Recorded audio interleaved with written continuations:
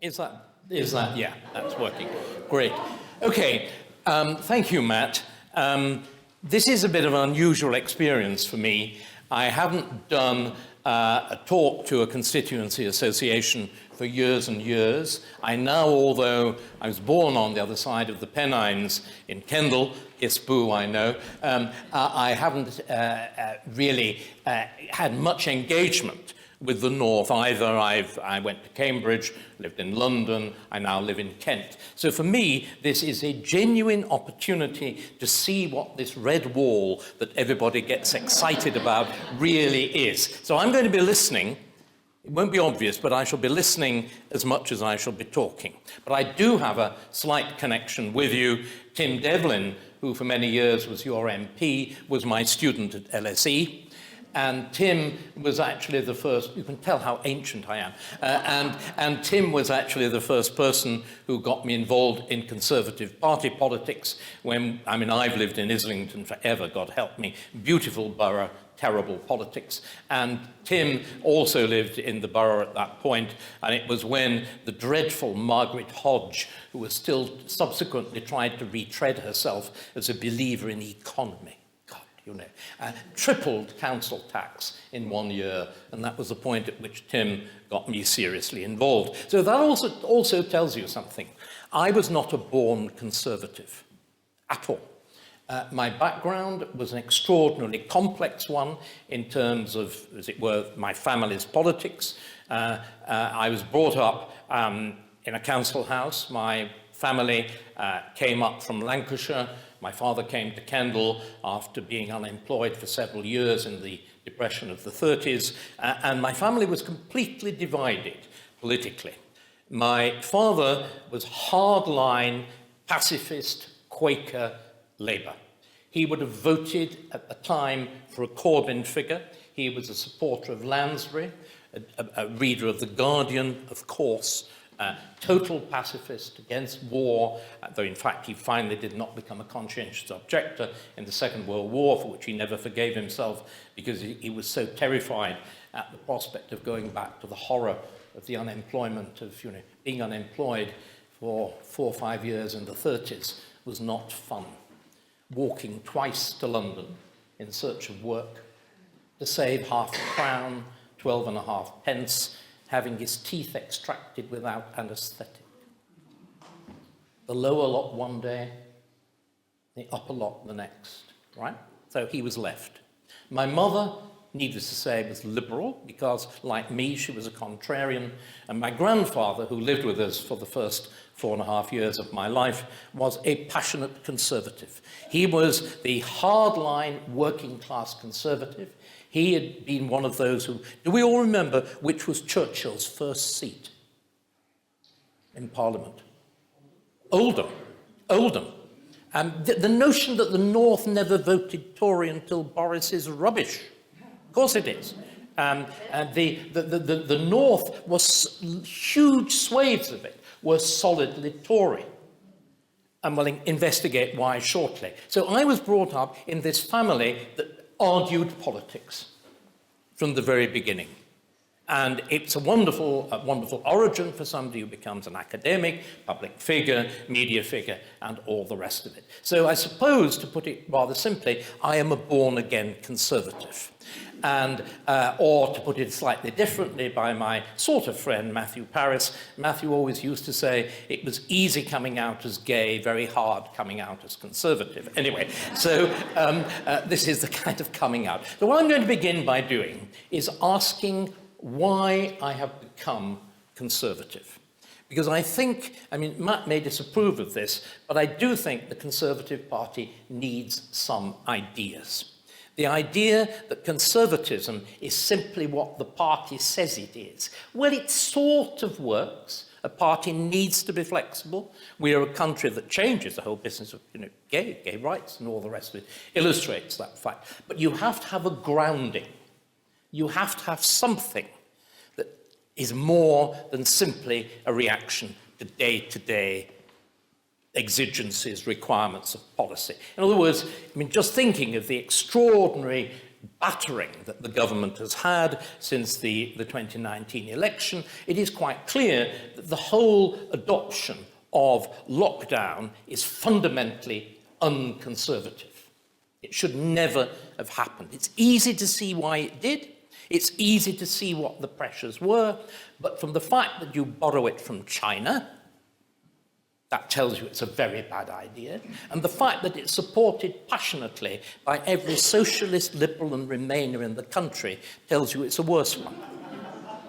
You know, there's a complete alignment between support for lockdown and the Remainer vote. If you actually look at it in the media, all opinion poll surveys suggest something very similar. So you see, there are big, even though you pretend to ignore it, there are big questions. And there's need to have, as I said, an anchor. Otherwise, what happens, has happened at the very beginning of COVID, you can date, I am the historian, you can date it absolutely precisely. On the weekend of the 12th, 13th and 14th of March 2020, the government went into a blind panic, a complete blind panic. It reversed policy. Up to that point, we'd been talking about doing something like Sweden. And if you actually look at the death tolls, we would have actually been better doing that, and we wouldn't have incurred the gigantic debt that we have done.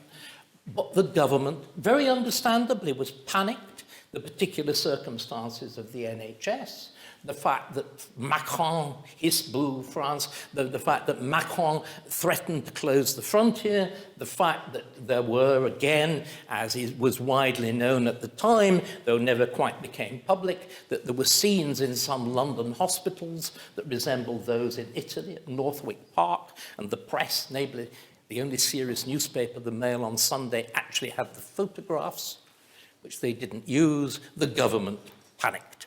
But that's because you don't have a grounding, because you don't have a foundation. So what do I think is the essential difference between the liberal and the conservative? Remember, Labour is just a late perverted development of liberalism. When you have people saying, oh, it's safe to vote liberal, tell them, oh, no, it's not. Liberalism gives rise to the Labour Party. The natural home of liberalism is with Labour. The natural fate of voting for the Liberal Party is to put in a Labour government. That simply is the truth. But it's more than simply party tactics. Again, it goes back to the utterly fundamental difference between the conservative view of what we all are and the liberal view. They are different. They're fundamentally different. If you're a conservative, and I'm going to be very interested to see here now. Right, let's actually, right, okay, I'm saying I want to listen. Let me shut up and actually find out what you think. If I say, do you believe that we are all the same, or that we are fundamentally the same, or that we are fundamentally different? What do we think? Who thinks that we're basically the same? That we should, in other words, every institution should have equal numbers of everybody of whatever sort or another? Or do you think that we are so different, so individual, so distinct? And if you can, I mean, come on, it's a parlour game, right? Who's in favour? And don't worry, I'm not going to scream at you if you get the answer wrong. But who believes in the important issue is that we're fundamentally the same? Can I just ask you a question, Robert? Yeah. Just for clarification, because I think that every outcome is determined by input. Yeah. So following on from your argument, I would show on many occasions, depending on what outcome you want, the input's got to be different. So you've got to be variable in order to have the outcome that you require, because the outcome never... So the answer is you believe in difference. It's as simple as that. So who believes in difference and who believes in... Right, you see, you're fundamentally conservative. And it's really interesting that the younger people here... as I said, this is for me, this is really interesting. Let me try to explain what it's essentially about. if you believe that human beings are fundamentally the same, what follows from that? Well, you believe that nations don't really need to exist because we're all the same, aren't we? You believe there's no need to have a serious immigration policy because, if people are in more need elsewhere, why shouldn't they come here? You believe, why should we protect English? Well, it's just one language, isn't it? You also believe that you believe in notions like social justice because there should be equal outcomes if we're all the same. Again, follow it through even further. You believe, do you not, if we're all the same, history's probably a bit of a bad idea. Isn't the fact that we've all got very different historical traditions and different languages actually sort of gets in the way of being human, isn't it? I mean, if you believe we're all the same, say particularly you believe that, say, all Europeans are really the same, what would you naturally vote for? The EU, which is founded on exactly that belief. The EU was founded on the belief that nations are a bad idea. Do we all know the story of the foundation of the EU? It's one of the things that is just not properly taught. It's the Schuman Declaration of, I think it's the 8th of May 1950, which is so secret it actually has to be kept from the French cabinet. Despite the fact it's the French foreign minister, it's so secret that when they called a press conference, only 3 people turned up. So and this is the foundation day of Europe, so they had to have a rerun press conference in which they got everybody in after the event, so the photographs looked better. It was deliberately kept from Britain. And the whole thing is a secretive operation designed to produce a universal, homogeneous state that's not founded in national difference or identity. And again, if you believe we're all the same, you believe in universal human rights. Now, I think here, how many people would say you believe in universal human rights? Let's just, there we are. So this is exactly what I would, even being a wise old man, this is exactly what I would have predicted. And of course, they're a wonderful, universal human rights are a wonderful idea. But the problem with universal human rights is, can you tell me when they came into existence? I mean, the notion that we should all be treated free and equally, that there shouldn't be inhumane punishment, that there should be sort of rights for people like me, that women should have equal rights. I mean, if it's a universal human right, when did those sort of ideas come into existence? Have they always been in existence? No. I mean, they're effectively invented in 1945. With the United Nations Charter. And the greatest British political theorist in many ways, Jeremy Bentham, calls universal human rights nonsense on stilts. If again you look at what's going on at the moment, if you look at the support for, if you like, all the good things that we regard like freedom of speech, like the right of a country to determine its own future, of course we're seeing all this put up against literally a tank and an invasion with the Ukraine, right? Which group of countries are the ones who have passionately, openly, and with arms and aid supported the Ukraine? Right, 2 groups. There is the fringe of Europe, those who've had experienced the horrors of Soviet occupation. So the Baltic states, Poland, not Hungary, it's a different case, and then also the very marked shift of the states in the north of the Baltic, in Finland and Sweden, which have been traditionally neutral, all moving to join NATO. The simple reason they're shit scared of being invaded by Russia. Let's call things by their proper names. But outside that area, which is the group of countries that have done most for the Ukraine? Great Britain and the USA. And Australia, and Canada, and even to an extent New Zealand. In other words, it's the thing that we call the Anglosphere. Now, this raises some very interesting thoughts. See, I would argue that what we all think of as a civilized political society, the idea of government that's bound by rule of law, that there is the decent forms of law enforcement, the idea of free and uncontaminated elections, of a politics that isn't ruled by corruption. I would argue that these are ideas that are only native to the English-speaking world. I mean, look at every other European country. What was it 50 years ago? What was it? USSR. What was every European country apart from Britain and a handful of very lucky places, going back to before 45, what were they? They were dictatorships. I mean, look at France that likes to preen itself on human rights. How many different constitutions has France had since the revolution? Well, it's had. No, you're only halfway there. It's got 5 republics and 2 empires and 2 monarchies.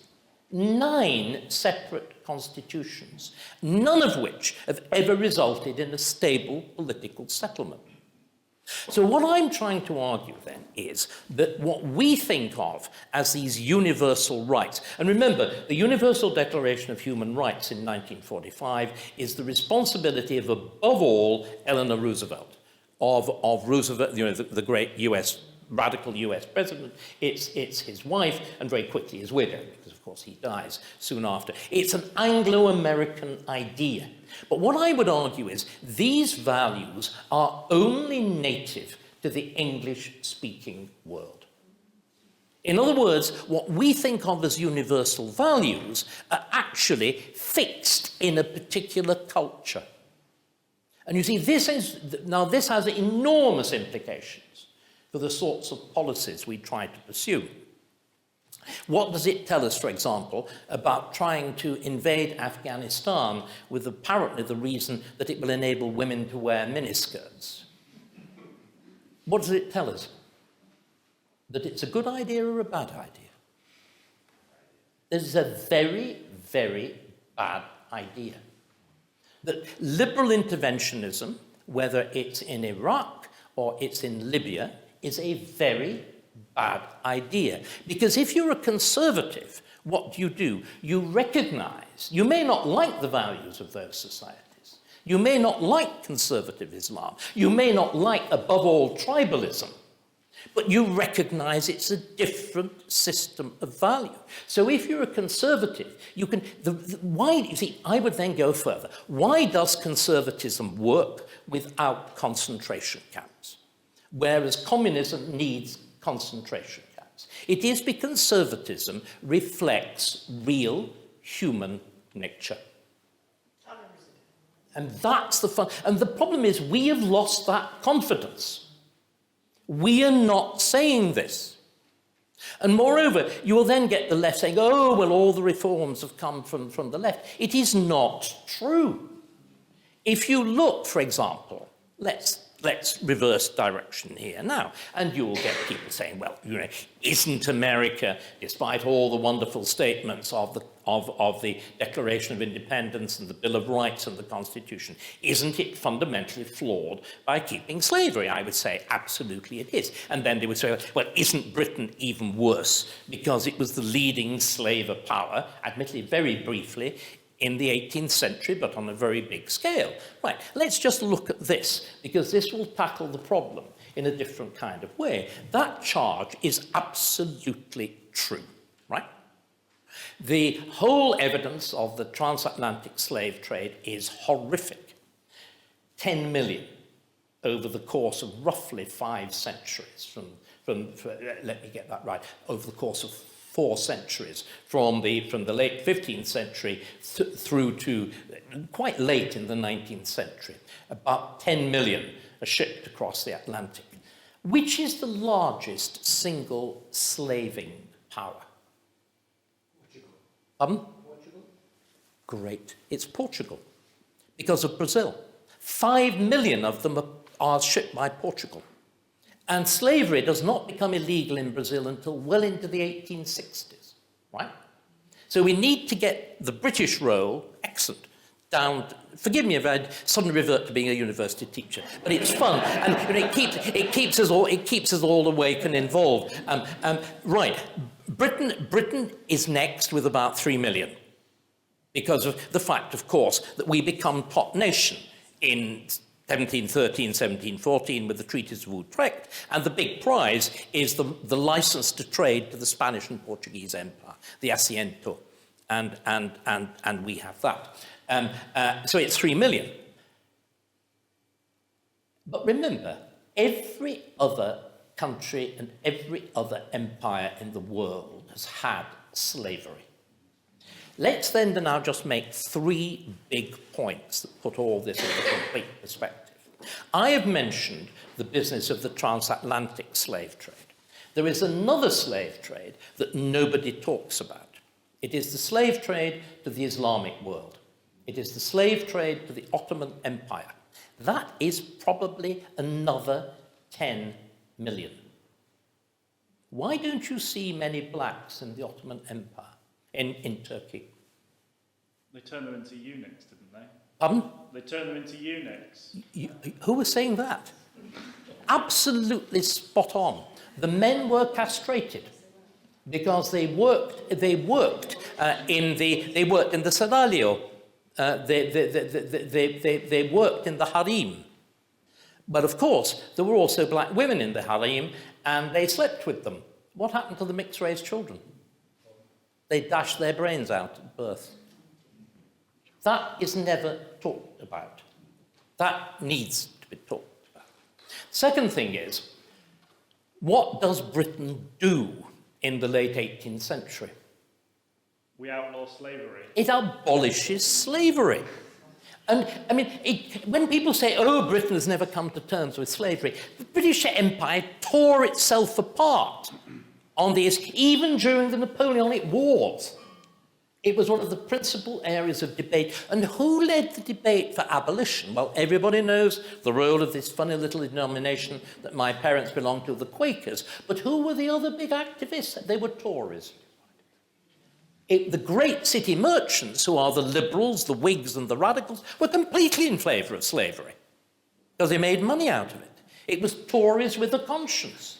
The greatest remark is the greatest Tory of the 18th century. It's Dr. Samuel Johnson, and he's the one who points out exactly on the subject of America, nobody yelps more loudly in favour of liberty than a Yankee slave driver. Isn't that wonderful? You know, absolutely skewers them in one. So Britain, at enormous cost to itself, first of all outlaws the slave trade in the empire, then abolishes slavery in the empire, and then, even more extraordinary, uses the vast power of the British Empire to abolish slavery through the slave trade throughout the world. About 1/8 of the activities of the Royal Navy for something like 4 decades are devoted solely to anti-slavery. Huge numbers of British sailors are killed in suppressing the trade. So people will then say, oh, but you know, Britain didn't make an apology for slavery, and Germany's made an apology for the Nazis. Can I gently point out that Germany didn't come to its senses about the Nazis through internal political activity. It did take total war and absolute defeat to bring them round to the idea. So Britain is unique in having a political system that confronted an evil like that and settled the problem by debate. Not by war. It took a civil war in America to settle it. Here, it was settled by debate. And it seems to me to be something we should be enormously proud of. We must stop apologising. We must stop members of the royal family apologising. This is a problem that was settled and solved and done decently. And we can go even further. We can then ask any of the doubters, would they prefer to have been a French colony rather than an English colony? Can we talk about Haiti? Does anybody know anything about Haiti? Saint-Domingue. It was by far the largest slave colony. It gets its independence from France by two unspeakable rebellions, one of which kills the blacks and the other kills the whites. It's unspeakable. And finally, it only has its independence recognized from France. This is the most desperately poor country in the world by doing what? Paying the French. Paying the French 150 million gold francs, agreed in 1824, and the debt is not paid off until 1942, when it's held by Citibank of New York. These are the facts that need to be put into the public domain. Now, but this seems to me to come back to a much, much broader issue about our history. It is that our history shows, and it's not us, this is not patting ourselves on the back, we're just the fortunate beneficiaries of it. Our history is one in which there's been an extraordinary degree of reconciliation of opposites. The way I try to explain it is, I spent so much of my life doing history programs, and visual elements, things like statues, are a very good way of explaining this. Not tearing them down, but looking at what's there. Stand with your back to the... we've all been to Trafalgar Square, haven't we? Right. Stand with your back to the National Gallery on the north side of Trafalgar Square. And you look to your left hand, and you have an absolutely beautiful, exquisite statue. It's by Grindon Gibbons, the great carver, of James II. The king who tried to re-Catholicize England is driven from the throne in the much underestimated Great Rebellion, a Glorious Revolution of 1688-89. So he's there. 2 squares along, just continue walking west, you've got St. James's Square, and the statue in St. James's Square is a magnificent, mounted, glorious statue of the man who defeats him and replaces him, William III, on horseback by Risebrook. So you have the man who's defeated and the man who's triumphant. You look at the other side of Trafalgar Square, going south to the top of Whitehall, and you have that exquisite statue, it's our first equestrian, first statue of a man on a horse, of Charles I, the king who had his head cut off, right?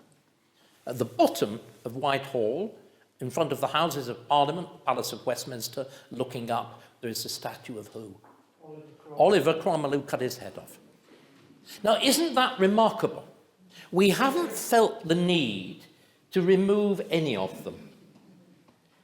The whole of our history as this kind of reconciliation is there. And this is by no means an original idea, though I'd probably put it rather better than most. But going back to the beginning of the 19th century, the great, again, sort of populist historian like me, Lord Macaulay, described the Abbey as the place where I think he said 600 years of conflicts are resolved as they all lie next to each other. Similarly, T.S. Eliot, in one of the greatest of his poems called Little Gidding, he talks about the fact that we are at one and at once, we are the offspring of the victor and the victim, the slaver and the slave. And this seems to me to be something unbelievably important. It's true of no other country. And again, the fact that we've never had revolution since the 17th century, this again is something we should be talking about much more. We've just had the state opening of Parliament, and you read silly journalists laughing at it. We should start explaining once again what all that means, what the various elements of the ceremony mean, how they show how what was in many ways a kind of absolute monarchy, but it always had to respect Parliament, is modified, is changed, how the king is forced to respect the views of the House of Commons, how the House of Commons are forced to respect the views of the electorate, and so on. All of the ceremony has got a point and a purpose. And finally, you see, I would argue that the way in which what am I really trying to say? We've got this view of conservatism as recognizing human difference. So what is the only final basis for what is the right thing to do in politics? What is the right basis of human action? Well, once upon a time, we looked to God. We looked to religion. And this, of course, is what an awful lot of American conservatives still try to do, with the whole agonized debate over reproductive rights and abortion and all the rest of it. I think most of us would agree that doesn't work. Does anybody feel strongly that they want politics grounded in religion? No. Thank God, as it were. Thank God who doesn't exist, because, of course, it leads to terrible divisions. It's also unarguable. If you believe that politics is grounded in religion, you can't argue because God tells you so. That's the problem in Northern Ireland. When you have, or indeed it's the problem in Israel. If you have two groups who believe that they have a divine right to the same thing, you can't arbitrate between them, can you?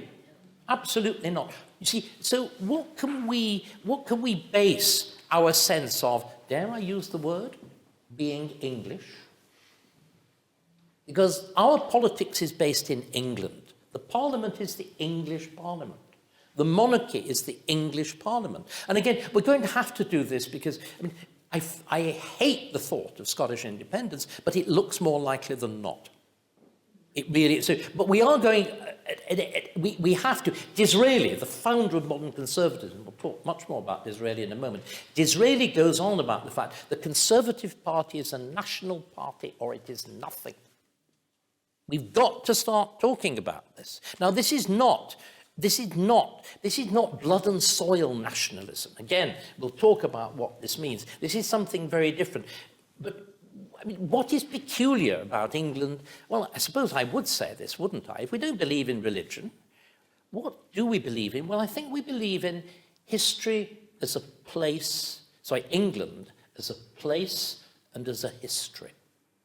It is that extraordinary sense of place when you get, if you go into Durham Cathedral, if you go into the Houses of Parliament, if you stand in Trafalgar Square, if you're feeling particularly soppy, if you look at the front of Buckingham Palace. These are places where we have been made. And I think this grounding in history, but this generous view of history, see, what's extraordinary about the history of England is, in every other country, to achieve democracy, what did they have to do one way or another? There had to be a revolution, because the power structure refused to accommodate those outside the aristocracy and the rich. Here, when you have the passionate movement in the 19th century for broader representation, first beginning with the middle class, then the skilled working class, and so on, what are they clamouring to do? Are they clamouring to tear down the House of Commons? What are they clamouring for? The right to sit in the House of Commons. When women here want the vote, what do they agitate for? Not to burn Parliament, but to sit in Parliament. And this is something do you see what I mean? That the institutions are, and the institutions prove to be flexible enough to accommodate and to take it in. We again need to be saying this much, much more clearly. And you see, I believe passionately that our institutions are also strong enough to accommodate immigration.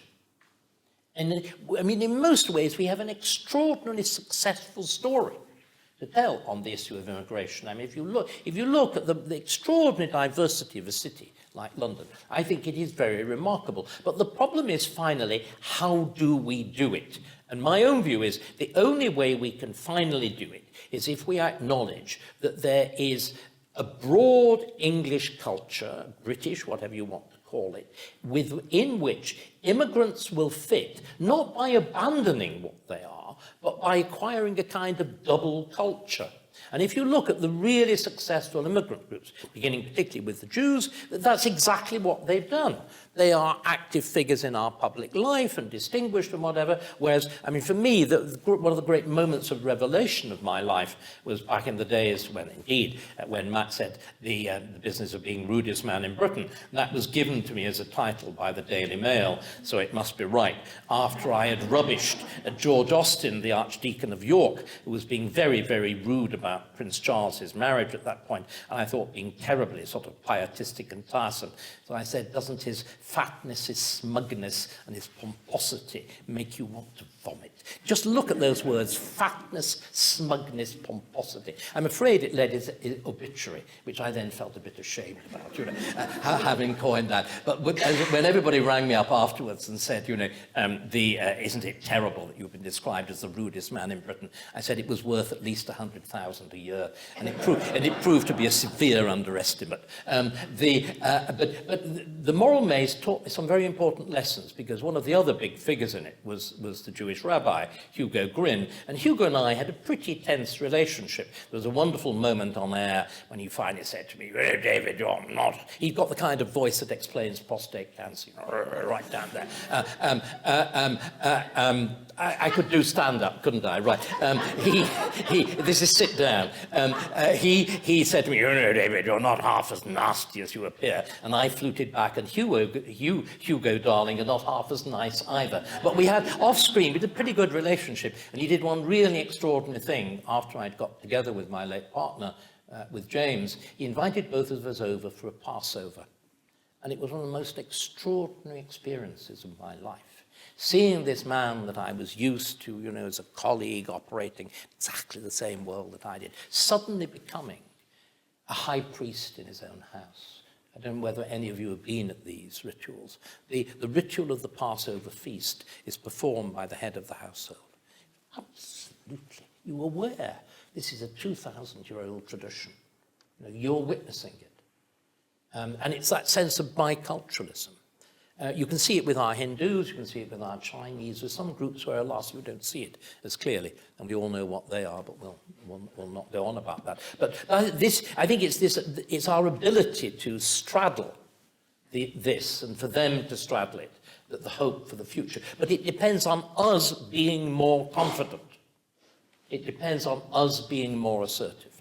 And what I'd like to stop, and then throw this open to questions, because there's been a lot, I hope, to discuss here. We've just seen the state opening of Parliament, which I've just referred to. We are approaching, manifestly and sadly, the end of the reign of the Queen.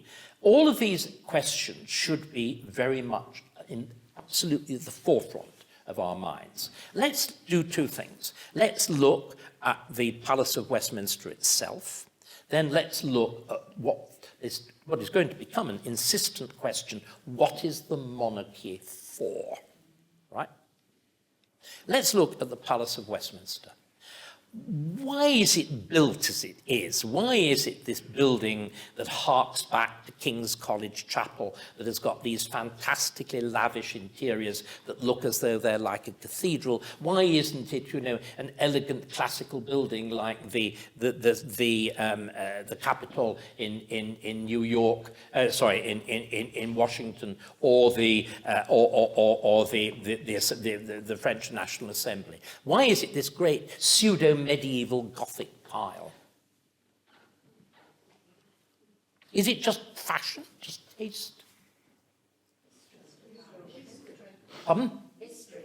Right, okay, but what is it, you see, do we all know why the Palace of Westminster looks like the Palace of Westminster? It burnt down. It burnt down at the moment they'd reformed Parliament in 1832, it burnt down. And there's a kind of really nice symbol there. And remember, parliamentary reform is really big up here. In many ways, Newcastle is the heart of it, which is why you've got Grey Street. Grey is the Prime Minister and all the rest of it. You've got, again, there's got to be this revival of the confidence of the North. It's the North which in many ways dominates 19th century England. Arguably the greatest age of England. But so you've got the Parliament burns down. So they then had an absolute choice as to what it could have been built in. Why do they choose the Gothic? They choose it to symbolize the fact that our freedoms go back to Magna Carta. They go back 800 years. They're not invented by a moment of revolution. They're not invented by a Bill of Rights. I mean, in fact, what is very striking is that wretched Blair importing the European Bill of Rights has limited our freedoms, not advanced them. This is the paradox. It's limited, particularly our freedom of speech has been acutely limited by the thing. So our freedoms are grounded in our history. They're not grounded in abstract right. And if you then look at all the historic countries of the Commonwealth, Australia, in Canberra, and particularly in Ottawa in Canada, they too have Gothic legislatures to say the same thing. There's another country which is very interestingly at the edge of all of these debates. If you go to Hungary, you will see that you have exactly the same thing, because the Hungarians believe they've been given their freedoms by the Golden Bull of the 14th century. Very much, it's a Hungarian Magna Carta.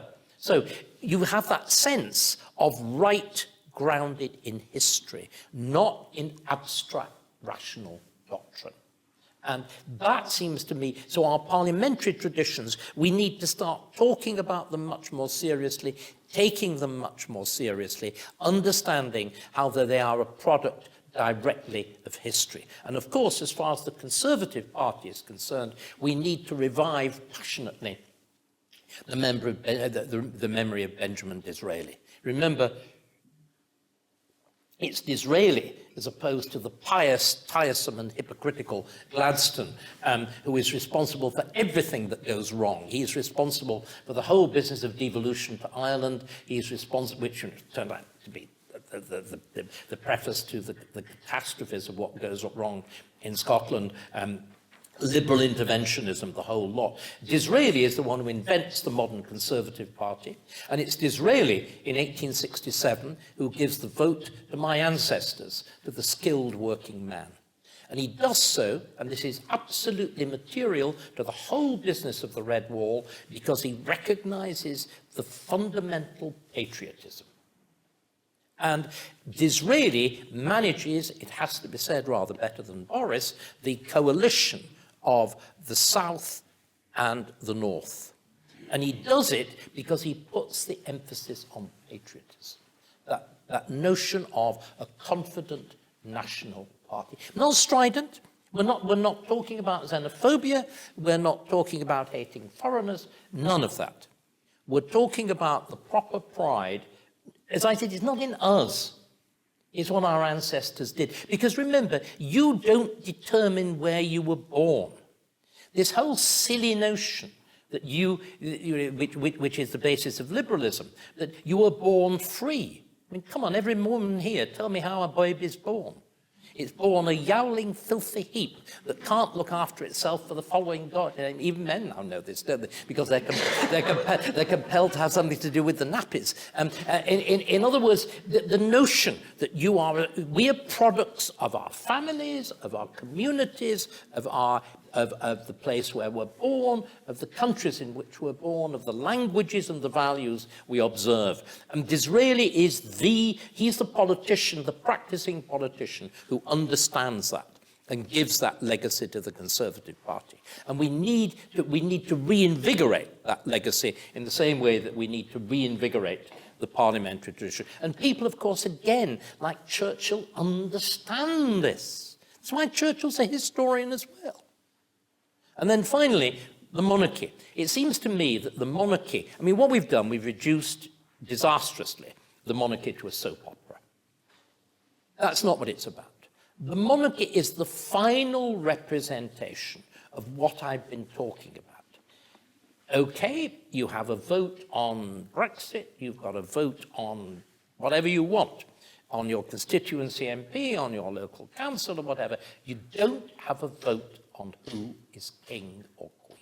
That's the representation of the burden of history, of the fact that you're born here.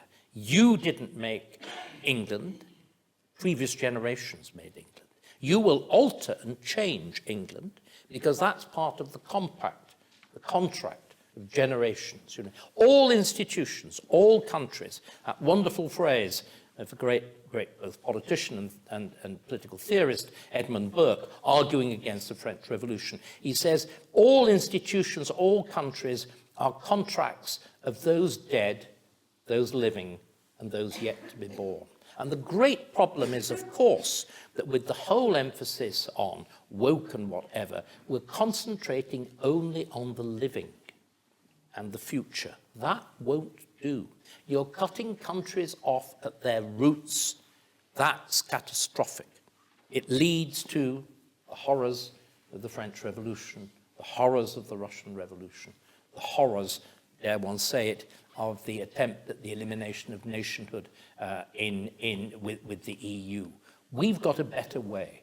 And what I think, again, I hope, and I am doing my little best in this area, we need, with a new reign, to announce more clearly, perhaps, than has been done in the present reign, as it were, what the monarchy represents in terms of that extraordinarily successful, largely peaceful accommodation, which reminds us of something else. History is not a dead weight.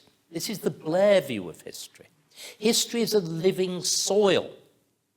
The past is the proper soil from which the present and the future spring. Right at the beginning of England, right at the beginning of the English language, Geoffrey Chaucer comes up with this wonderful phrase. You know, we're surrounded with arable land here. And he comes up with the phrase, just as from the old land, the new corn springs each year, so from old books, new learning comes. And you know, every one of us has that sense of generation, the giving of one generation, and preferably the passing on of wisdom from one generation. But of course, you don't expect the new generation to do exactly the same. They should argue, they should interchange, they should debate, but it should be a fruitful relationship from which not simply us and the previous generation benefit, but the future one as well. And monarchy is the proper symbol of that. I wouldn't like to have that burden on my shoulders. It's easy for me to talk about it. And what we can do now is, I've thrown enough ideas around. I would be delighted to debate them. Thank you.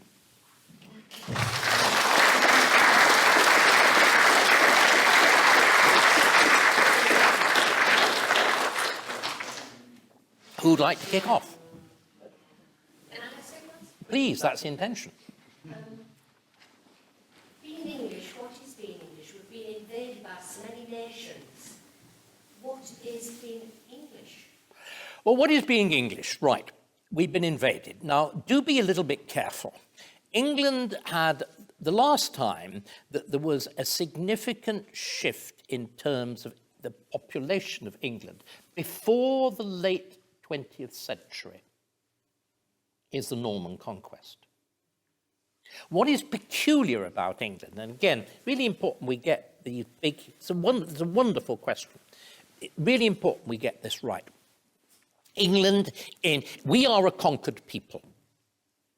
That we experienced in 1066 exactly what Putin is trying to do to the Ukraine now. And it was done brutally, monstrously.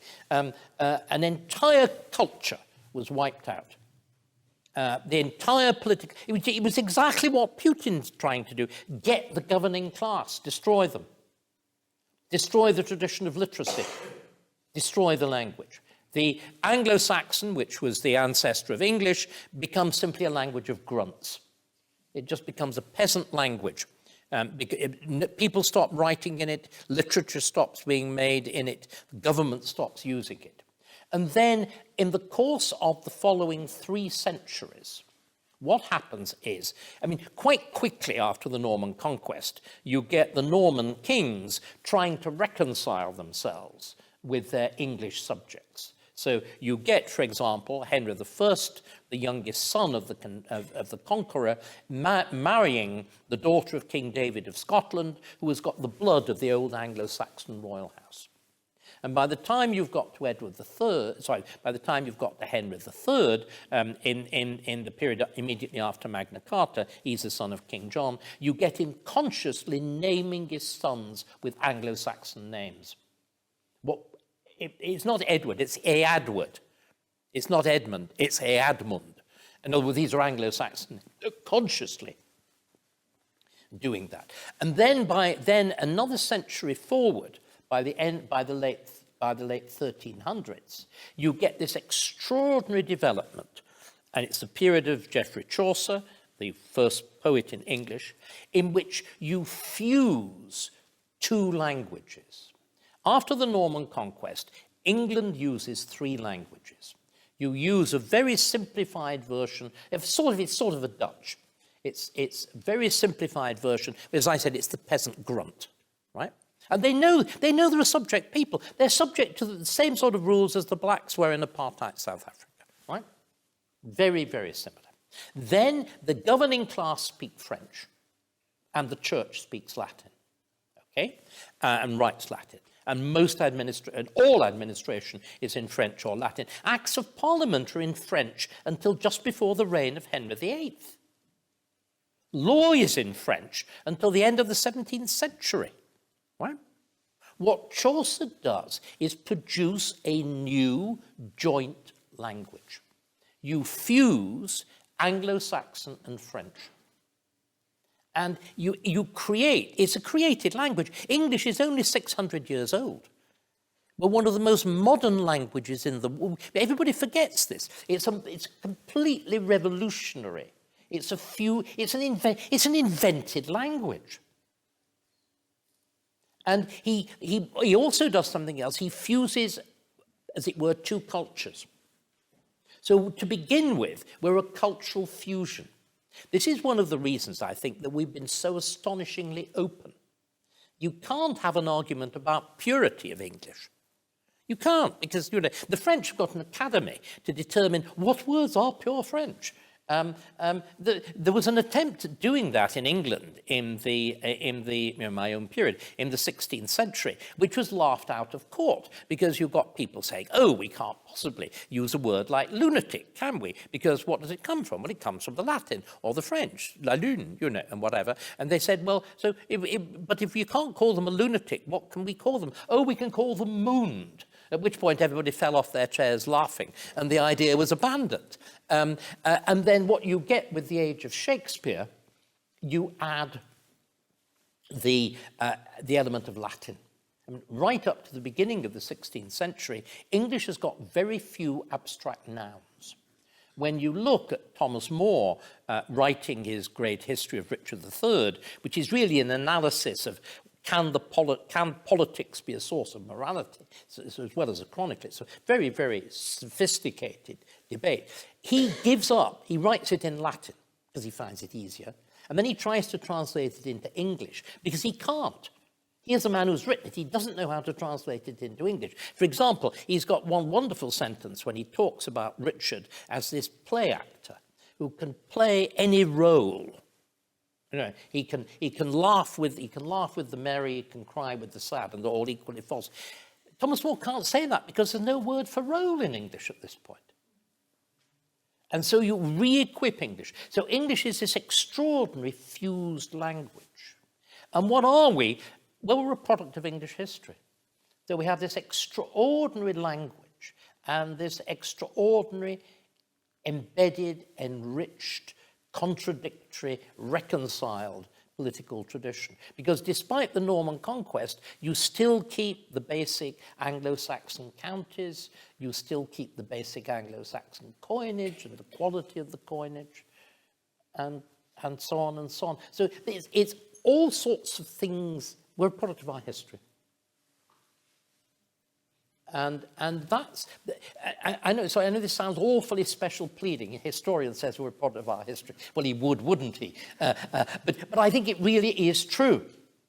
And pardon? With such a mixture.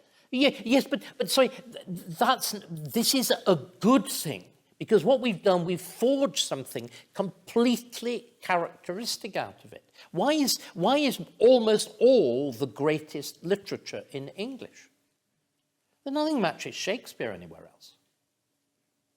I mean, you see, again, I don't think purity produces necessarily wonderful things. The campaign of countries to purify themselves leads to, well, it leads to what? It leads to frozen civilizations. I mean, French is hopeless because, you know, I mean, look at their desperate attempts to adopt computer speak into French. It's grotesque. How do the French say 80? 80? Fourscore. How do they say 90? 90. You know, fourscore and 10, like the bloody Bible. It's totally primitive. And French had, until the reforms of the Academy, French used 90, 70, 80, you know, as we would. The whole idea of having an academy that determines what is a satisfactory vocabulary. You see, if you look at the Oxford, right, let me give you, this is I've had a really good idea. It's good when you're debating, you have good ideas. No, I'm being serious. This is why we should have debate. Not shout at each other, but have proper conversations. If you look at the two great dictionaries, the Dictionary of the French Academy and the Oxford English Dictionary. The French Academy Dictionary has never been finished. It's still about L, I seem to remember. If you actually look at has anybody ever looked at the Oxford English Dictionary? What does it tell you with each word? Derivation, but also? Pardon? Pronunciation, no. Well, yeah, but what else? Pardon? Yes, but even better, the first thing it gives you is when it's used. It's it calls itself a dictionary on historical principles. The Oxford English Dictionary is a history of English. It tells you when words are first used. In other words, the idea that a French dictionary would record when a word is first used, that's bad because, you know, it's innovating. They don't believe in that. They want to keep the French pure. Our dictionary is based completely on the idea that I put forward to you, that we are a product of this historical development as our languages.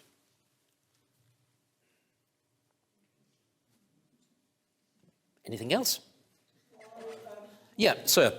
Why do you think the teaching of history has been so downgraded? I often come across students who've done history of art through the fine arts, and I'll ask them about 18th, 19th century, how they fit things in. They know completely nothing of European history. Or anything.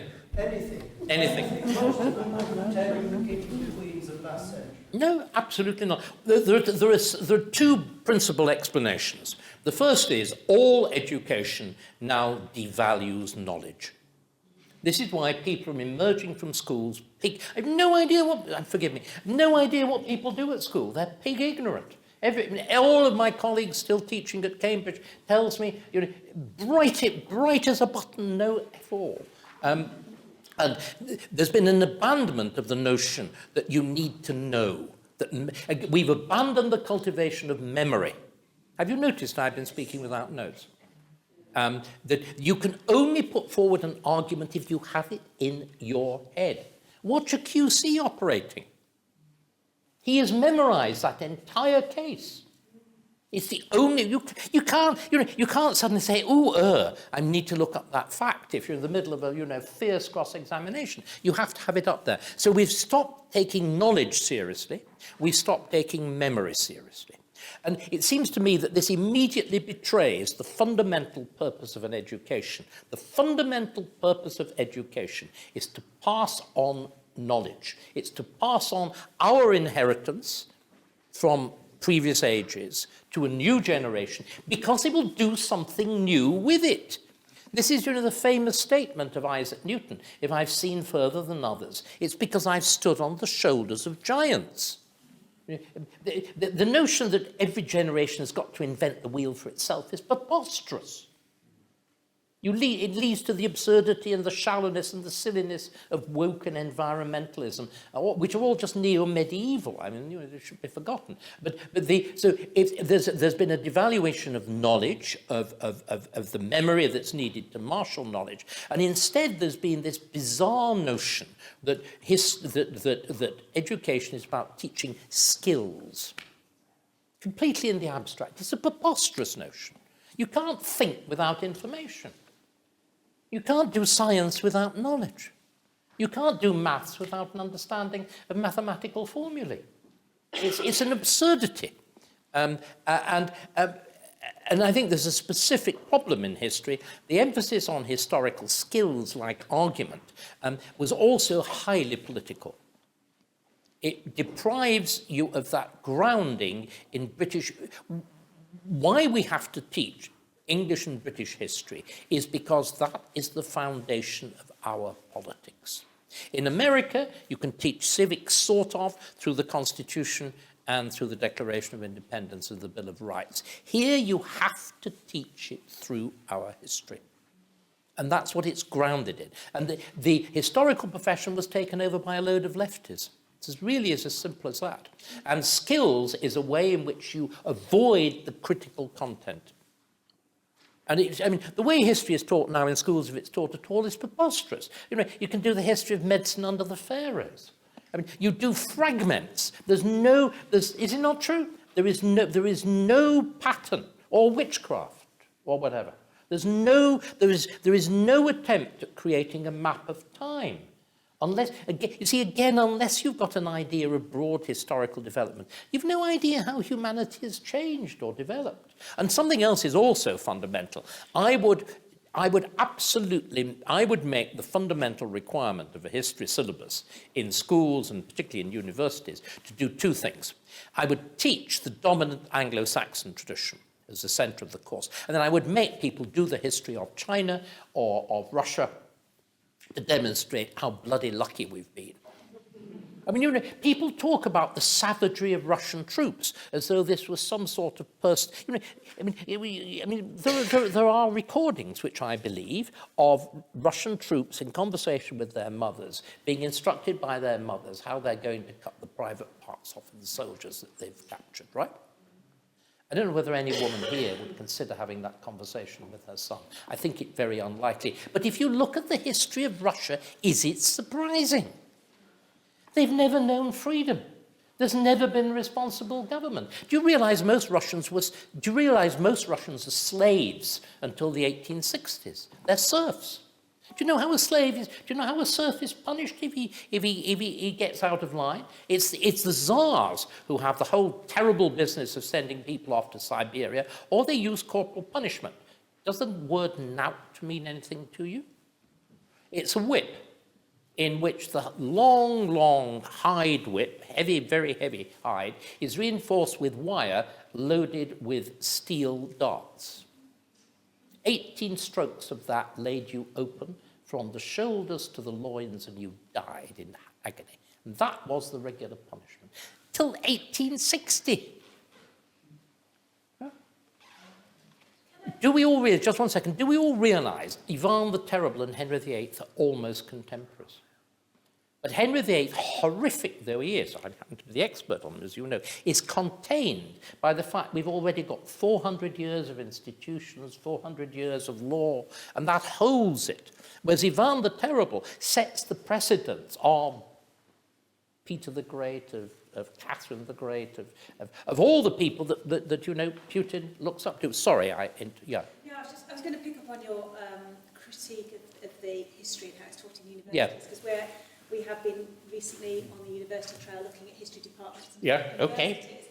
And what's very interesting is that the modules that are on offer are very niche, as you've suggested.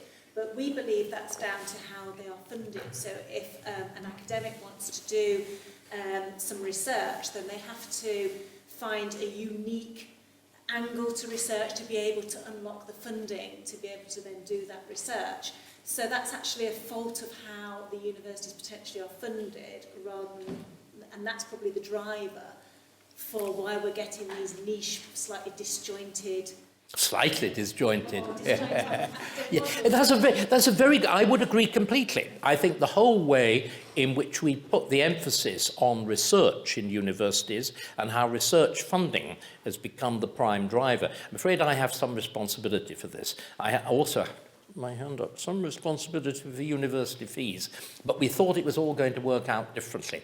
We intended that universities, this is back in my days at LSE with Nick Barr and Ian Crawford, we intended that the funding would be at very variable different levels. So you'd have sort of cheapo degrees and you'd have super Rolls-Royce degrees at Oxford and Cambridge. And of course what happened catastrophically is all universities charge the same. It's totally directly the responsibility of David Willetts. David Willetts was a disaster in this area because at the same time that you remove the cap on university fees, you also remove the capitation on arts subjects. And all the weaker universities are arts heavy or humanities heavy. So of course, the weaker universities can only save themselves by introducing the maximum level of funding. But again, the importance of the research assessment exercise, which is indeed the Thatcher government, was there to protect Oxbridge, which is research intensive. But it is, it's completely distorted it. But it's only part of the story. There is a deep ideological basis to all of this as well, as I've described, which is a hostility to teaching, particularly the history of Britain and the history of the West in a coherent fashion. So you have, as so often happens, there's more than one explanation. And there is no doubt about the ideology as well. I mean, but we need a complete rethink of our tertiary education sector. It's absurd that so many people go to university and study so many of the courses that they do. We need a genuine revival of apprenticeships. We need a genuine, for example, nursing should be. Nursing is essentially a personal skill. It should be. Again, law is properly learned on the job. Doctoring is properly learned on the job. That's why it's been so disastrous. Stopping young doctors working these silly hours. It means they emerge knowing far less than they should.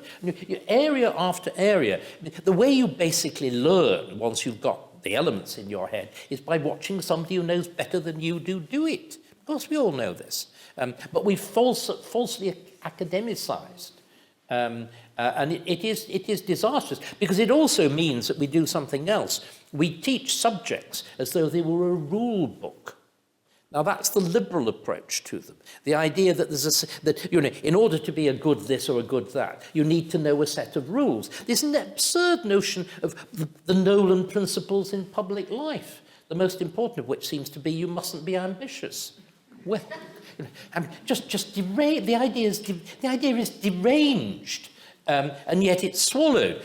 Whereas most forms of human activity are learned by imitation. Watch any animal. Learning from another animal. Watch a child.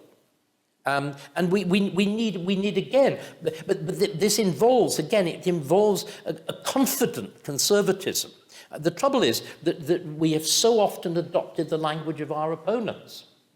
It's the greatness of Disraeli that he says straight off, the fundamental challenge is the liberal.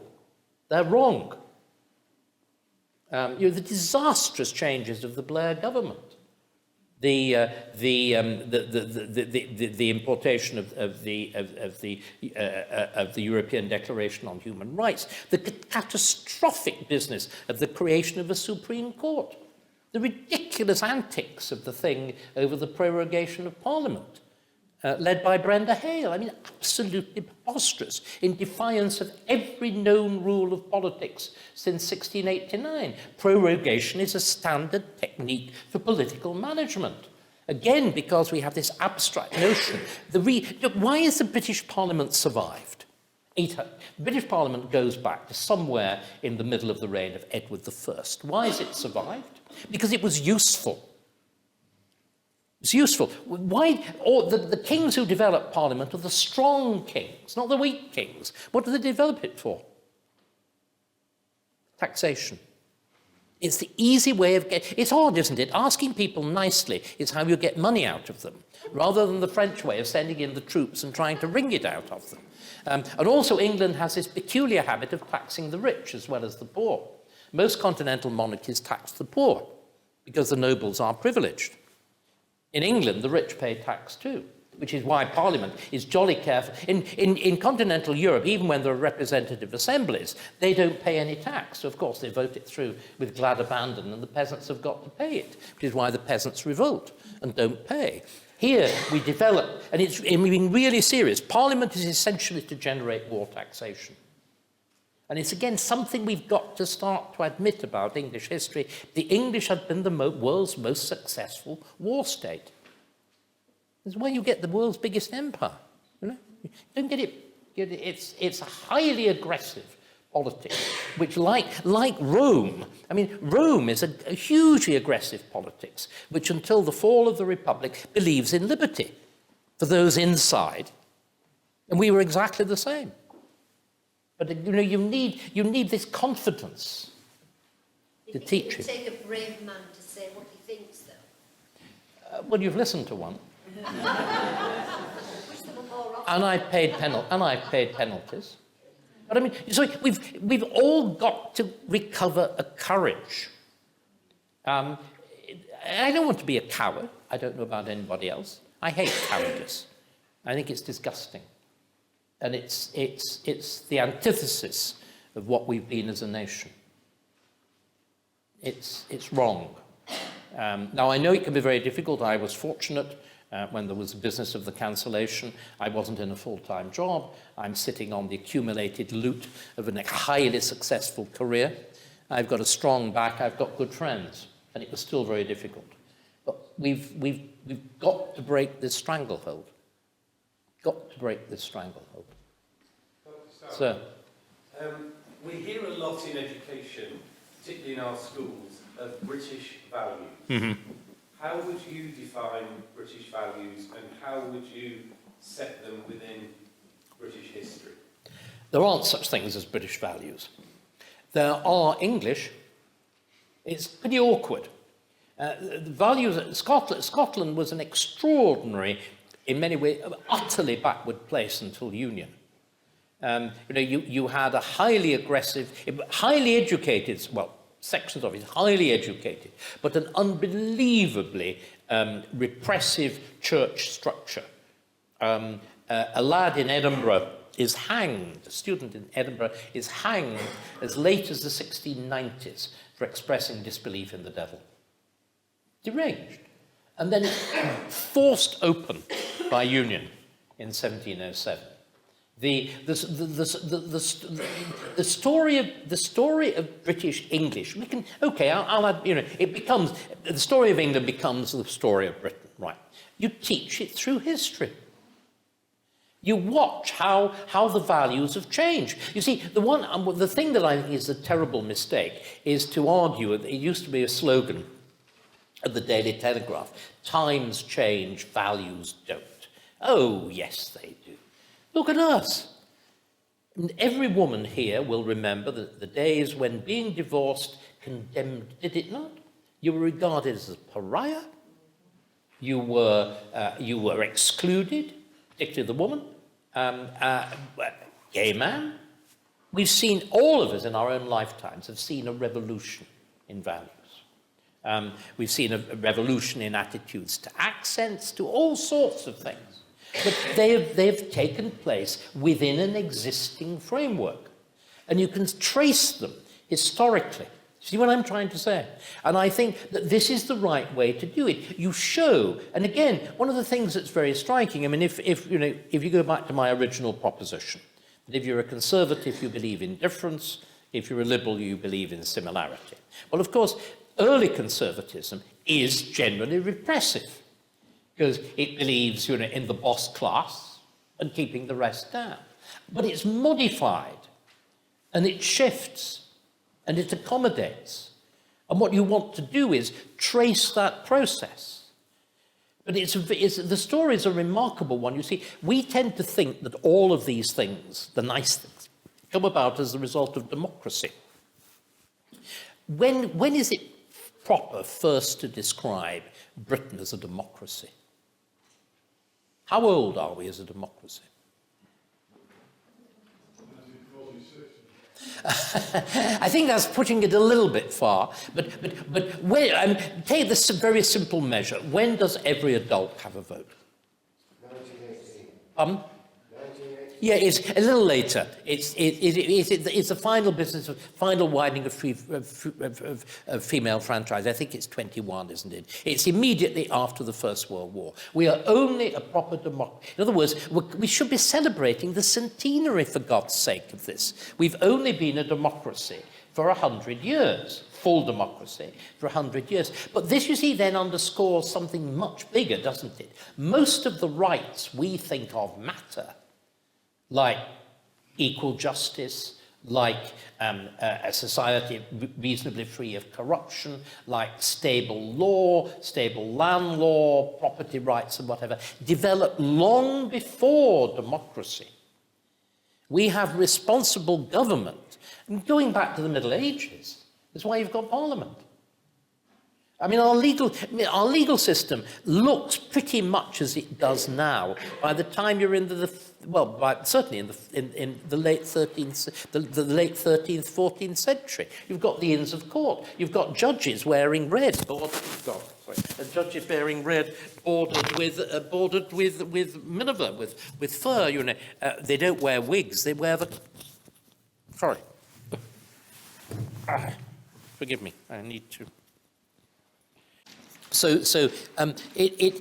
We are a society that reforms itself, and as I said, has got a stable politics and everything else. I mean, way back. But again, our Parliament survives because it's useful, and this is what was so disastrous about the ruling about prorogation. For a Parliament to be useful, it's got to be managed. I mean, do we all understand this? I mean, this idea of this thing that everybody gets excited about, the separation of powers, which is Montesquieu and French, and therefore, as I said, a bad idea, because all French ideas are bad ideas. The separation of powers is an absurdity. I mean, does the separation of powers exist in England? What is the idea of the separation of powers? That there are three elements in government which are the legislative and the judicial and the executive. Right. In England, where does the executive sit? In the legislative. That's what the Prime Minister is. The Prime Minister, by definition, is the person who commands a majority in the legislature. So you can't have a separation of powers. And until very recently, the head of the judiciary was the head of the House of Lords. And if you'd still had a Lord Chancellor, I can tell you, you would not have had the chaos in the courts that you do now. Because do you imagine somebody like Mackay of Clashfern under Maggie Thatcher or even Derry Irving under Blair would have tolerated it? No, they wouldn't. And the reason that, remember, every European country, people think that England is unusual in having a parliament. It's not true. Every European country in the Middle Ages, serious country, and even quite unserious ones, had some form of representative assembly. They all disappear because they're no use. They get in the way of government. The English one is A, sufficiently established, but B, is sufficiently useful to government that it's kept going. I mean, even the king, who is nearest to being absolute in English history, that's Henry VIII, uses Parliament because it's the only thing that can get his divorce through. You know, simple as that. And once you put Parliament in charge of religion, I'm afraid it's there. You really can't do that about it. The Parliament works because it's managed. In other words, the executive has to maintain a very high degree over it. Otherwise, what do parliaments do? We've got a member of parliament here. Tell me what you do. Most of the time, bugger all, isn't it? And parliament is it not true? If you didn't, I mean, look at what happened when you had John Bercow trying to run parliament. It's just a waste of time talking shop. And again, the only way you make... I mean, how was Parliament made to do what the people wanted in the Brexit vote? It required management. It required driving through. But again, because we won't call things by their proper names. There's a huge case for honesty. We use political language which is deliberately deceitful. Mr. Starkey, who do you think needs to drive that honesty, though? Pardon? Who is responsible for driving that? Well, you are, by complaining when people are dishonest to you. I mean, but the problem is we all lie to each other because lying is convenient. I mean, look at the absurd situation we are in now, following COVID, following the whole business with the Ukraine. We've lied to ourselves that China and Russia will become just like us if we trade with them. We've lied to ourselves that we can depend on world trade to feed us. Until yesterday, we were talking about rewilding half of England. Lying. We're telling ourselves we didn't need defence. 2%. No, this is preposterous. We've got this absolutely absurd machine of, I'm sorry, I'm going to say it, of the NHS. The NHS cannot perform. Its structure is wrong. It is unreformable. The more money you throw at it, the worse it gets. This is not to attack individuals within it at all. The structure is wrong. If you have a free at the point of use service, it has got to be managed by queuing. There is no other way you can manage it. I know. I was born with club feet and polio. I was a very early product of the NHS, and in many ways it was wonderful. On the other hand, I remember vividly, because I was a long-term outpatient, because I needed so much post-operative care, everybody was summoned to an appointment at 9 o'clock in the morning, and you could wait for 9 hours. That's what it is. And, in an age of consumer choice, that will not work. It really won't. But we lie to ourselves. Lying is convenient. It stops difficult choices. But I think we're now really faced with difficult choices, because again of the vast financial costs of COVID. We can't wriggle out of these situations anymore. There is going to have to be real choice over expenditure. Sir? Is Boris Johnson a Conservative? And if he isn't, can he become one? I think you should ask your MP. Isn't that naughty of me? But there we are. I don't. I mean, Boris is a floater, isn't he? I mean, Boris fulfilled an extraordinarily important function, aided by another equally dubious character, Dominic Cummings. No, seriously. I mean, remember, people who do good aren't necessarily good people. We have this childish view, we really do. An absolutely key role in cutting the knot of Brexit. He tends to be better at the big picture. He's jumped in the right direction finally over COVID and the rules. We got out of lockdown much faster and much more cleanly than most European countries. We got the response to the Ukraine. There have been a bit gung-ho when you get Liz Truss and Ben Wallace sort of playing soldiers against each other, as against the background of Russia having the world's largest nuclear arsenal. But Boris, of course, at best, is a big picture man. This is a time when I think we need somebody like Churchill or Thatcher who can do both big picture and detail. I mean, the state of public finances, the total mismatch between what we need and the kind of behaviour of our civil service and professions. These demand high levels of political intelligence and skill to sort out.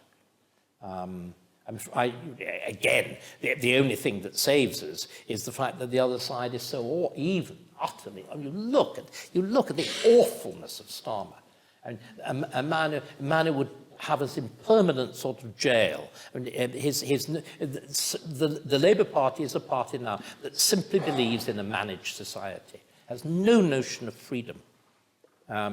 And this again I am shocked and shocked and shocked. I mean, Boris is a natural cavalier, right, which is a good thing. Boris naturally believes in freedom, but he's found himself increasingly backed in corners where we have permanent statist solutions to everything. And it won't work. It really won't work. I deliberately avoided answering the question. But I think you can all read what I'm actually saying. But can I say something else? And this now, and I want this to be very serious. There is no alternative to the Conservative Party. However much, and I often despair about it, it is the only thing that stands between us and Armageddon. I mean, it really, genuinely is. In other words, all those of us who want something better, what we've got to do, we've got to work within the party and not against it. We've got to try to reform it and change it from within. In a two-party system, there is no other way of doing it. And the alternatives are too terrible to contemplate. Sorry, somebody else? Yeah. You mentioned about public finances. You seem to be going on most governments over time, more and more big state, tax and spend, which is very much not what a lot of people would feel a Conservative government should be about. Do you think the big state is a fertile breeding ground for the wokery? Of course it is. Of course it is. I mean, this is the absurdity of all of this. The larger the state apparatus, the more premium is put on people who want to boss you around. Of course it is. I mean, remember, the big state in Britain develops directly as a result of the two world wars and the need to mobilise society. I mean, we once had a Prime Minister who I think was famous for saying that the British people should have government as servant, not as master, and also talked about rolling back the frontiers of the state. But of course, it's easy to say these things, and heaven knows, I don't think I'm really good at trying to implement any of that. But we seem to have a progression over time, a bigger and bigger government deficits, more and more tax and spend. Do you think there's a possibility we could easily end up with a colossal inflation?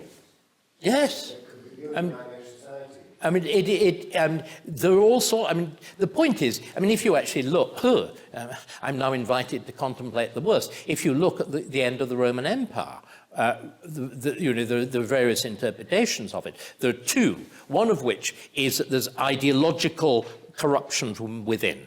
That's Christianity, a set of values which is absolutely the opposite of the values which made Rome great. And we all may like the ideas of, being kind and merciful, but that wasn't what made Rome the greatest power. It really wasn't. So Christianity, as a kind of, which you could argue is very similar to woke, right? And woke is manifestly a particular kind of twisted version of one aspect of Christianity. It's Nietzsche who says Christianity is a religion for slaves. Well, put the dots together. So that's one explanation. That's essentially what Gibbon, in his Great Decline and Fall, says. He sees the role of Christianity as a kind of internal fifth column, right? On the other hand, it's also quite clear that Rome develops a machinery of government, army, city, administration, which is too big for the economy to sustain. In other words, Rome dies from being too big government that the economy can actually sustain. I mean, Rome effectively has to sustain itself, as, for example, Russia did, as Napoleon did, by conquest. So you constantly loot other countries to bring the resources into the center to keep, that magnificent imperial structure and the aqueducts and the Colosseum and the palaces and all the rest of it going. And then finally you run out of people to conquer, or people turn around and start conquering you. And the machine, I mean, we're in a different position, or should be in a different position. We are in an age of a staggering economic productivity. But the scale, and also the scale of limitation. This again is the problem with COVID. COVID sent us in absolutely the wrong direction. This huge inflation of the size of the civil service. People getting told to do things. I mean, can you imagine English people going around wearing masks? In the Middle Ages, it was illegal because it disguises you. I mean, when I grew up, the only people who wore masks were bank robbers in cartoons. Isn't that true? Isn't exactly true? But you see, it's the problem when you don't have a clear foundation for policy, when you just make it up on the hoof. You don't have a clear ideological foundation. Well, you're sort of asking a very general and intelligent question about what does the Conservative Party stand for. Well, just in a simplified form, a lot of people in the past, and maybe even today, would have thought of the idea of sound money. Well, I think it's generally accepted that currencies lose value over time anyway, but could it be that, as Lenin said, I think it was, to destabilise a country, you sort of ruin their currency or something along those lines? I sort of fear that the Conservative Party isn't firm enough in the sort of pursuit of sound financial government, that we sort of too easily resort to spending because it's nice and it can be very popular in the short term, but the long-term consequences could be pretty bad. No, I absolutely agree. I mean, the fact that we accept taxation rates of net taxation rates of 50% if you put national insurance and top rate tax together, and that's a VAT of 20%, is deranged. And we do not get very good level public services for it. I mean, do we? I mean, you compare the NHS with the French health service. It's awful. It's much more efficient. But again, you know, we are not asking ourselves these serious questions. The answers are too difficult, aren't they, Matt? The answers are just too bloody difficult. For the record, the Chancellor's the same people. Yeah. Pardon? Yeah. You're a member of the Chancellor's constituency, are you? Yeah. Sorry, is that what you said? You're Richmond, exactly, the Chancellor's constituency, yeah. Well, he's trying, but then, of course, you know, the grotesque expenditure of furlough. Well, I mean, it's a recipe for being unpopular, isn't it? Yeah. But you know, he's wildly popular when he throws money at us, and then we complain when taxes go up.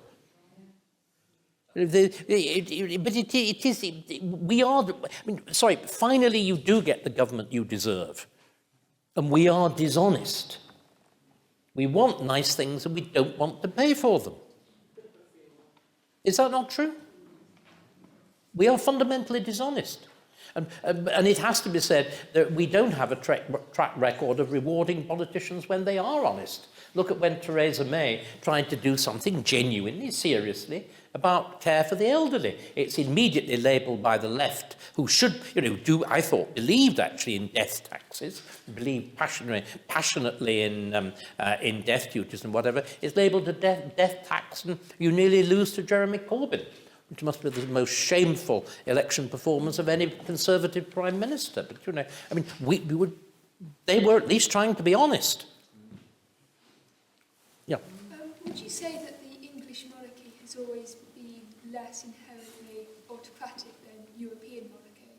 When I say it's always been less autocratic than European monarchies, no. I mean, if you look at a Henry VIII, if you look at an Edward I,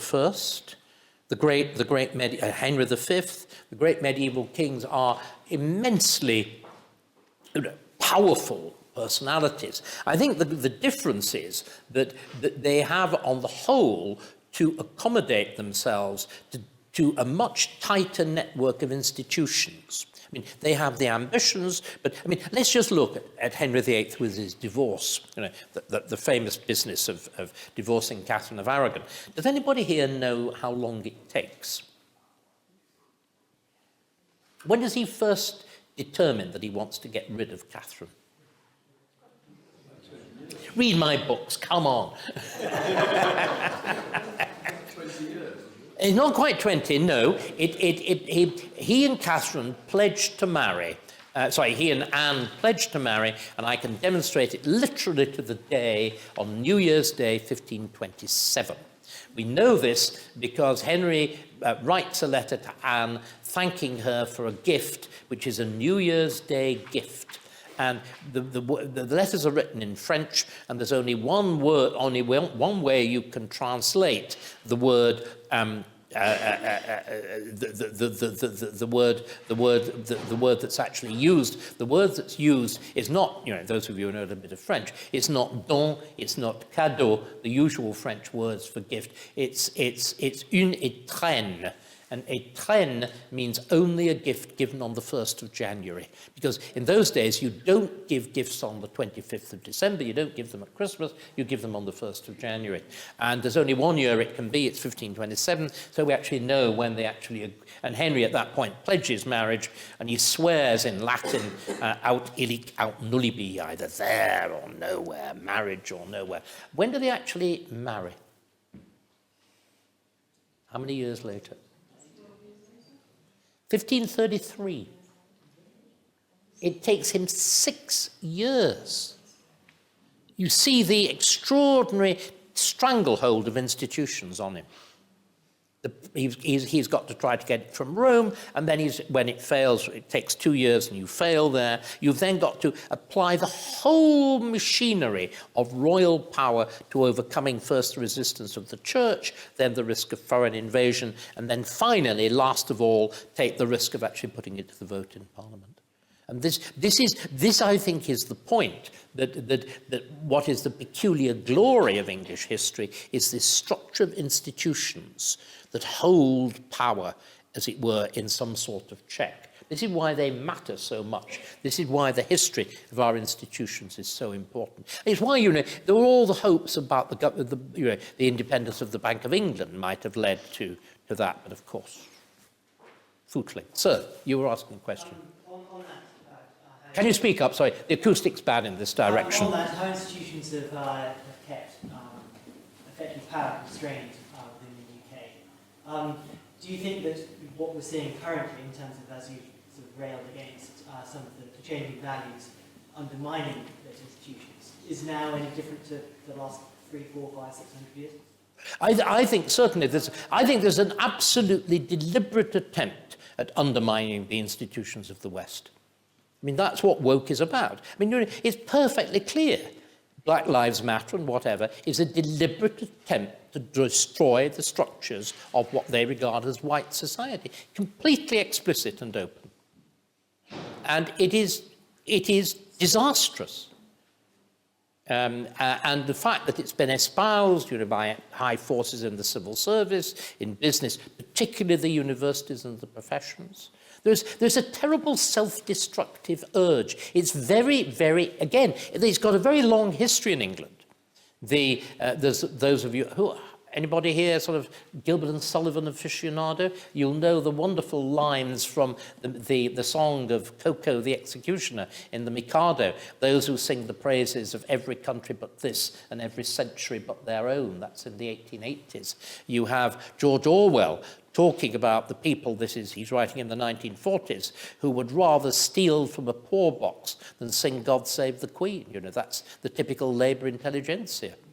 So there's a very, very long history of this. But what's very unusual, it's now infected America. Intellectuals weren't like this, but the 1619 Project, woke and whatever, has carried the same thing over there. And it's disastrous.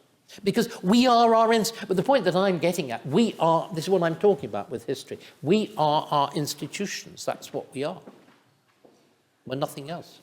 Just a question, because I remember quite a bit earlier on, and I might have got it wrong, but I think you said that there was two things which were a bit disastrous. Can you just, speak up a little bit louder, a bit slower, sorry.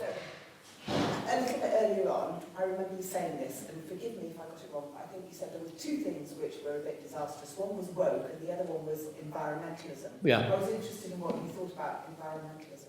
Well, environmentalism what I object to about environmentalism, it's a kind of it's a self-flagellating Puritanism. I mean, if you look at it, it looks very medieval. It's basically going around saying, we're too rich, we're too comfortable, I want to wear rough linen, I want to flagellate myself. It is that sense of we've had it too good. And whatever the science is, the sensible approach, surely, is a precautionary one. Okay, let's try to reduce emissions in a sensible way. Let's not set grotesquely excessive targets. You were talking again about money. The subsidies that have been thrown at things like wind farms and whatever are deranged.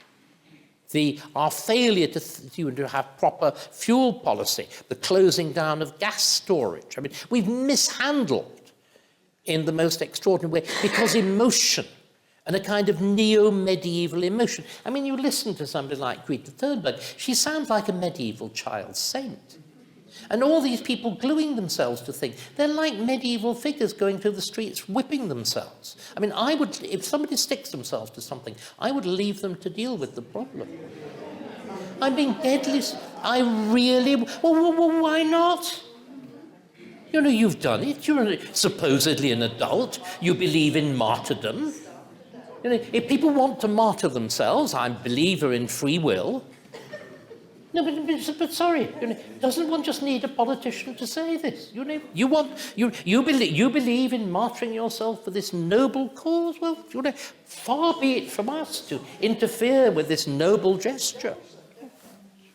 And again, the way in which we've again. Misuse of the human rights side, the way we've exaggerated the privileges of protest, the notion that you have a right simply to block the streets and stop other people going about their work, that's not English common law, never has been. But you see what I mean? It's millenarial. It's like a medieval cult, and I'm an enthusiast, but I mistrust single-issue fanatics. Everything that went wrong, say, with the management of COVID was because we had a committee that just consisted of doctors. So, of course, he said the most important thing is stopping anybody getting the disease. Nobody looked at the consequences for the economy. But the media played a role. And the media played a disgraceful role. So did the opposition. I mean, I must keep an eye on the time because I've got to catch a train to get myself back to the stinking heart of liberal London and Islington. Actually, I'm not going back to Islington. I'm going back to decent Kent tonight. But never mind. What happened again with the whole business of COVID? Our complete political system broke down because you had no opposition. You had the BBC, you had the Guardian, you had the mainstream media, you had Sky News, you had Beth Rigby, you had the opposition, all saying more lockdown, more furlough, and the whole system just fell over. A handful of people, assumption, me, a couple of MPs, were saying no, nobody else. And that's not how a democratic government is supposed to work. It's why you have a paid opposition. And again, this is a reflection of my Quaker origin. My dear mother always used to say, if everybody thinks something, it's almost certainly wrong. And I think that's a wonderful note on which we should stop. Thank you.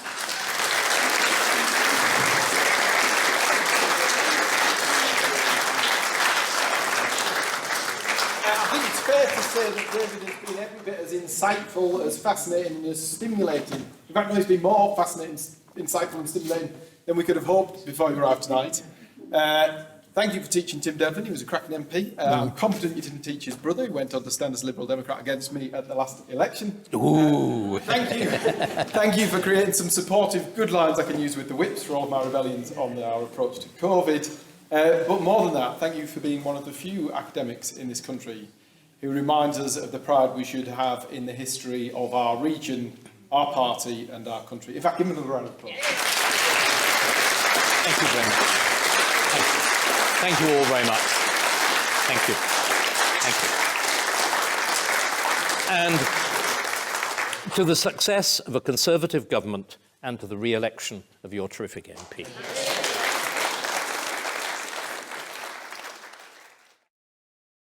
Hello, and thank you for watching David Starkey Talks. If, as I very much hope, you're enjoying them, why not become more actively involved and join my members club? As a member, you'll be able to take part in the members-only weekly question and answer session, suggest topics for forthcoming videos, and have priority booking for my forthcoming live events. And while you're at it, why not have a look at the store page on my website, davidstarkey.com. There you can purchase t-shirts and other merchandise, buy signed copies of my books, and, if you're feeling brave and a bit flush, even arrange to take me out to lunch. Thank you once again for watching. I look forward to hearing from you and to welcoming you to my members club.